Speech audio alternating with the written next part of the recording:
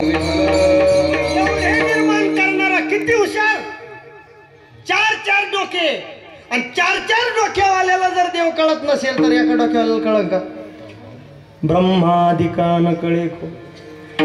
गाई गोपाळ चोरून घेऊन गेला ब्रह्मदेव आणि कये कयेने नव लावते.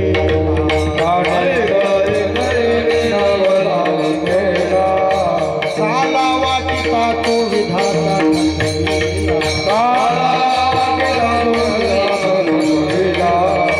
भाग दिसता वत्से गोवळ घेऊन गेला. तैसाची आपण येथे होवनिया ठेला हो. आयशा गवळ नित्या बोलते आयशा गवळ नित्या विवादती नाही.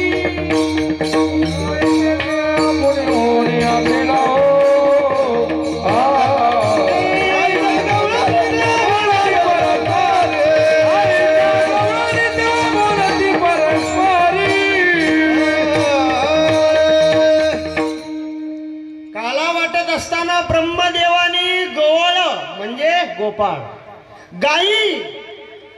गायींचे वास्त्र वत्स हे सगळे चोरले सत्य लोकात घेऊन गेला ब्रह्मदेव. पण ऐका, ब्रह्मदेवाने हे सगळं नेलं आणि भगवान श्यामसुंदरानं जशाच तसं पुन्हा करून ठेवलं. ब्रह्मदेव म्हणला आपण जे नेले ते कोण आहे? मग पुन्हा पाहायला गेला सत्य लोकात तिथं बी आणि पुन्हा पाहिलं वृंदावनात तिथं बी. मग ब्रह्मदेवाचा अभिमान गेला. म्हणून तुकोबर आहे म्हणले ब्रह्मादिका नकळे खोळ. अरे इंद्राला कळालं नाही. भगवान म्हणले इंद्राची पूजा बंद. पूजा गोवर्धनाची करायची. 56 भोग घेतले. गोवर्धन गिरिराजाकडे गेले. गोपाळांना सांगितलं करा पूजा. इंद्राला राग आला. तो म्हणला असं कसं?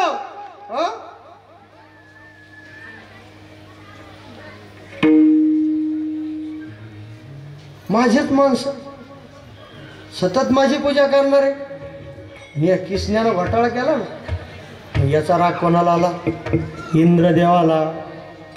मग इंद्रदेव म्हणला थांब थांब, माझ्या हातात सुद्धा सत्ता आहे. बटन दाबतो. मेघाला आज्ञा दिली. संवर्तक नावाचा मेघ वर्षू लागला. जुने म्हातारे होते ते म्हणले कृष्ण आता कसं करायचं रे? तुला म्हणलं होतं ना त्याची पूजा बंद करू नको. वर्षावाची देवता आहे. आता पाऊस जोरानं आला आपण मरू कसं होईल? म्हातारे माणसं खत्री राहते. मग कृष्ण म्हणला थांबा थांबा, आपण ज्याची पूजा केली तो आपल्याला या संकटातून वाचवील. आणि गोवर्धनाची प्रार्थना केली आणि गोवर्धन धारण केलं. उचलला गोवर्धन. मग काही ना डोके लावले, काही ना काठ्या लावल्या, काही ना खांदे लावले. कशा करता?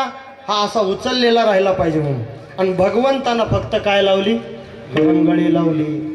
जे गावातले मोठाले माणसं होते ते म्हणले समजितो काय स्वतःला? आम्ही काठ्या लावल्या, डोके लावले, खांदे लावले, चुंबळी करून आणि याला नुसतं करंगळी. भगवान म्हणले एक काम करतो, तुम्ही डोके लावलेले मी जरा नाश्ता करतो म्हणून नुसतं हालिल्या बरोबर हे खाली दळले. आणि मग गोपाळाच्या लक्षात आलं आपण उचललेलंच नाही, उचललेलं यानंच आहे.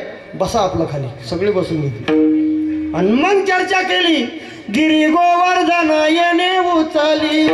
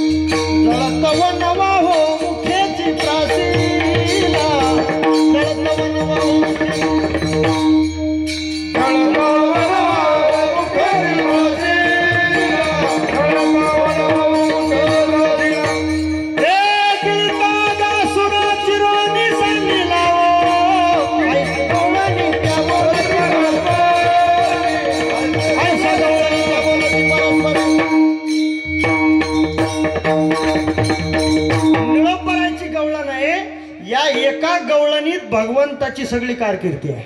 गिरी गोवर्धन येणे उचलिला, कालिया महासर्पनाथोने आणिला, जळत वनवाहू मुखीची प्राशीला, गिळीता अगासुर चिरोणी सांडिला, 12 गाव अग्नी गिळला, एक लिला.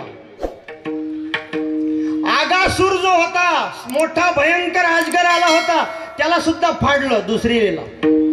गोवर्धन पर्वत उचलला, तिसरी लिला. गिरी गोवर्धन येणे उचलला आणि कालिया महासर्पाच्या फणावर नाचला, चौथी लिला. असं आहे, अनेक लिला आहे. भगवान परमात्म्याला आईला बांधलं त्यावेळेस उखळी बांधिता उपटिले विमलार्जुन. विमलार्जुन नावाचे 2 वृक्ष त्यांचा उद्धार केला. अनेक अनेक भगवंताच्या लीला. आणि म्हणून सांगण्याचा अर्थ असा, तो जो इंद्र आहे त्याचा सुद्धा गर्वहरण झाला. आणि परत पाऊस ओसरल्यानंतर पाहायला आला तर पुन्हा गोपाळ, गाई, गोवळे, शेळ्या, त्यांचे पिले सगळे असे जसेचे तसे खेळताना दिसले. त्याला आश्चर्य आलं. झाल्यावर तो त्याची पूजा करायला आला. इंद्र चंद्र महेंद्र यातेची पूजेती, श्रुती शास्त्रे तेही यातेची स्तविती, महासिद्ध मुनी ध्यानी आराधिती, निळा म्हणे तो हा जोडला संगाती, आयशा गवळणी त्या बोलती परस्परे. विठ्ठल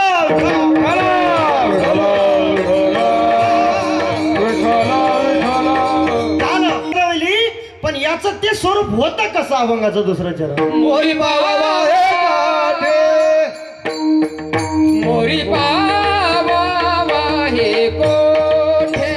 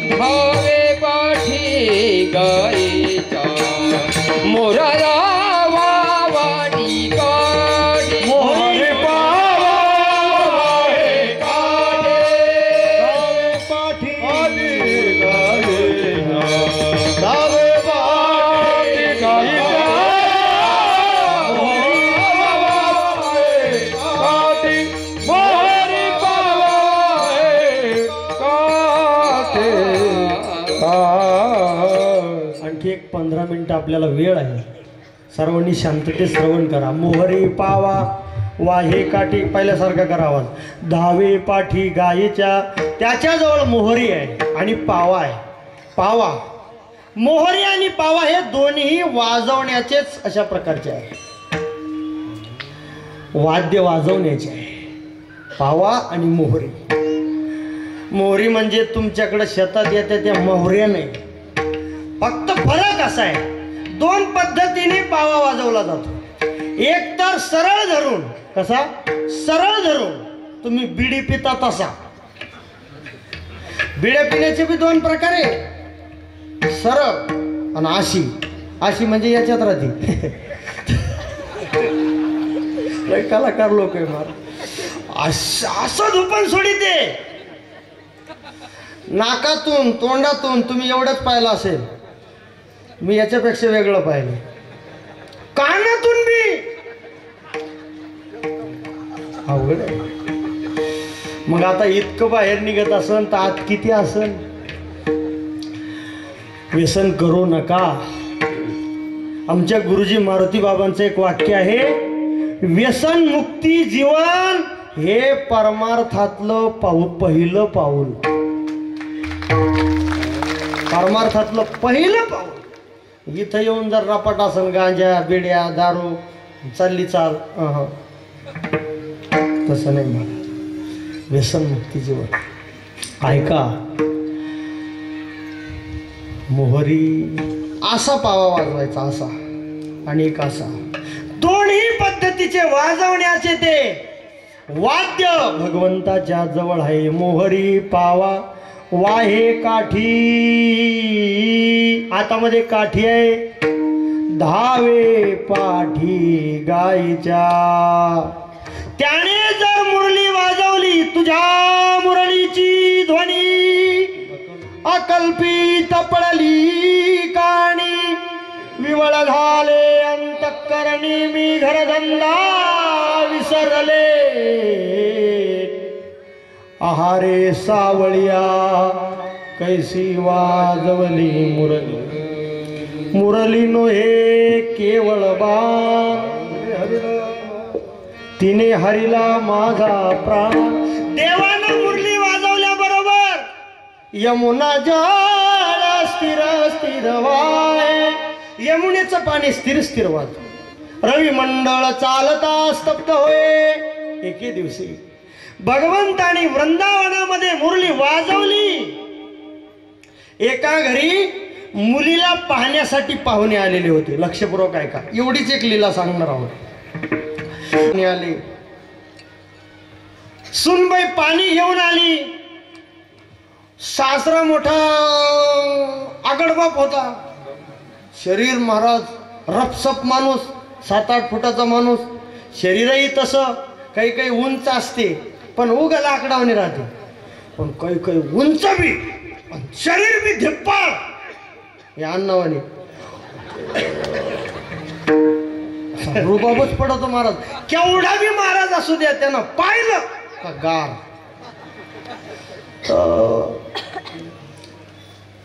असं भारी.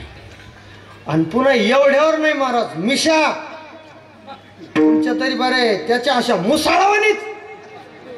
त्याला आकडे, दुधाची कॅन लटका, आकडे, रपसप 7-8 फुटाचा गडी, हे दंड फेटा मिशा आणि उगा काळा कुट मैकोनी. कसा दिसत असेल. आणि तिनं म्हणायचं सुनबाई, तिनं म्हणायचं बोला जी बर का जी. पुढं बोलायचं नाही, मान खाली घालून. आताही तुम्ही वृंदावन उत्तर भारतात जा, त्या माऊल्यांचे पदर तोंडापेक्षा 1 हित पुढं असतात, त्याला बुरखा म्हणतात. मान खाली घाल जी. पाहुणे आले बरोबर, स्वयंपाक करायचा बरोबर. तुम्हाला मस्तपैकी शिरा करता येतो. काय शिरा? चांगला शिरा करा, हरकत नाही. पत्नीला सांगितलं तू गडबड करू नको, तो हातचा जमाना गेला, मी खातो, चवच. त्याच्या मंडळी सांगितलं तू आपलं शांत राहा. मग ते शिरा शब्द असा आहे महाराज, त्याच्या नावातच तो कसा असला पाहिजे. ते शिरा म्हणजे तोंडात टाकला का शिरा, तोंडात टाकला की बरोबर त्याला मध्ये ढकलायचं काम नाही, त्याच्या मनानेच सटकला पाहिजे. इतकं तू असा चिकट नको टाळूला चिटकायचा. शिरा केला चिटकला टाळूला, करणारी येडी हळद, खाणारा हंगाडा. मग ते पुढे निघू राहिला. ते इस्कूर असतो ना,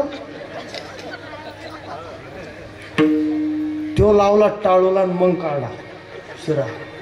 कसा असं बाबा, ह्यो शिरा नाही, निबार घाट आपला तो शिरा नाही. अगदी ऐका, मंद मंद असा अग्नी लावला चुलीवर, कमी जाळ, चांगला भाजून घेतला. जादा काळा नाही, ढवळा बकळे नाही, अगदी अगदी मस्त लाल तांबूस भाजला. त्याच्यामध्ये तुंप टाकलं. तुपाला तूप म्हणायचं नाही बरं, तुंप म्हणायचं. त्याची किंमत वाढत असते. असं आहे तुंप म्हणजे त्याच्यावर अनुस्वार द्यायचा, आणि अनुस्वार द्यायला का ते संस्कृत होतं. टिंबम देतम संस्कृतम होतम, त्याच्यावर अनुस्वार द्यायचा. असं ऐका, ती म्हणली हरकत नाही. स्वयंपाक चालू झाला. ते रवा ठेवला भाजायला, तूप टाकलं त्याच्यामध्ये, जवळ साखरेचा डबा, मिठाचा डबा, सगळे डबे जवळजवळ ठेवलेले. भाजणं चालू, पाणी टाकलं. बैठकीत पाहुणे बसले आणि साखर टाकायची तर घोटाळा झाला. काय झालं? भगवान श्याम सुंदरानं अशी मुरली वाजवली. आणि मधुर स्वर कानावर आला बरोबर स्वयंपाक करणारी ती गवळण ती गोपी विसरून गेली. मी स्वयंपाक करते आहे म्हणून, सासऱ्यानं शिरा करायला सांगितलं म्हणून, पण काम चालू. विसरल्या कामधंदा सासू सासऱ्याची नाही मर्यादा. कोण जावा कोण त्यानंदा दृष्टी वेदिले परमानंदा. सासू सासरी विसरली, कामधंदा विसरली, मुरलीच ऐकत बसली. आणि सासून आवाज दिला, सुनबाई झाला का शिरा? ती अशी गडबडली जागी झाली. आणि सासू म्हणली मीठ वाढायचं पात्रावर मिठाचा डबा दे.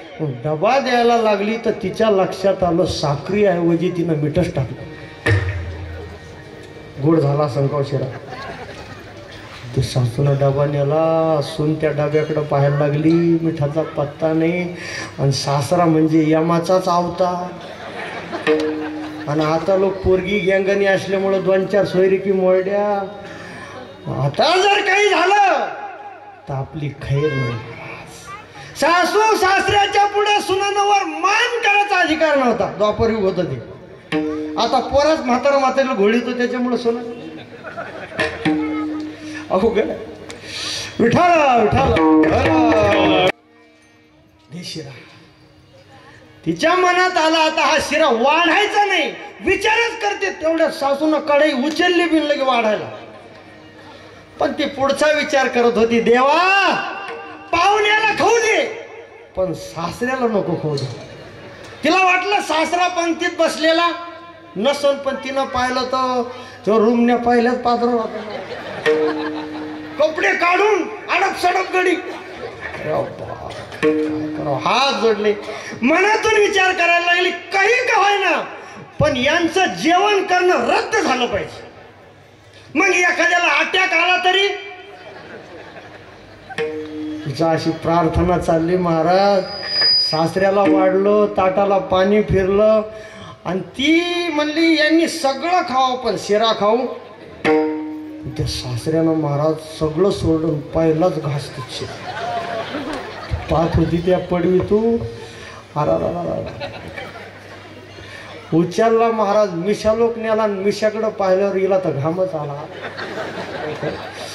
त्यानं टाकला तोंडात आणि तोंडात टाकला गिळला. तिकून आवाज आला, वा सुनबाई काय शिरा केला महाराज. टाकलं होतं मीठ पण जगाच्या बापानं त्या गवळणीचं संकट हरण केलं महाराज. शिरा कसा लागू लागला, गोड विठाला